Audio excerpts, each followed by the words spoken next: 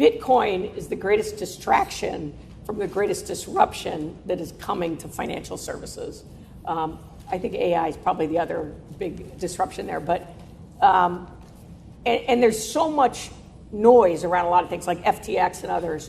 But if you bring the technology down to its core value, it does three things.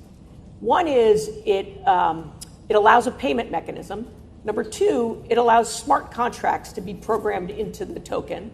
And three, because it's a general ledger, it has a source of truth. So whoever has that token, all rights in that token are granted to that person. So if I sell it to Frank, I don't have to go through a third party to do it. Frank gets it, and Frank gets all the rights. So my favorite example is Rihanna, who came out with, right before the Super Bowl, and I know she's just testing the market in this, 300 NFTs, each one worth 0.00033% royalties on one of her biggest songs. Well, why can she do that? She can do it because when Spotify plays a Rihanna song, it can capture, the smart contract executes and says, I owe royalties here.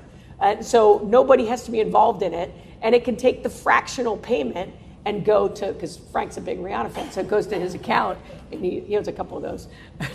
And he's paid, right? So now think about any way in which you have revenue streams or royalty streams that you can now start to fractionalize that or democratize that, and think about how that is an uncorrelated asset to all the traditional assets. So other examples is, I think that athletes are they'll sign a big contract, they'll say to their fans, I'm going to sell off, tokens worth 10% of my future revenue stream. I'm going to, 100,000 tokens, and boom, the fans are going to probably pay a premium for it. So it will be a way, and if you think about it, it's just securitization done on steroids. And it's merely that this technology is enabling it, and it's also enabling other very interesting companies that will disrupt some of the traditional business models that we have today.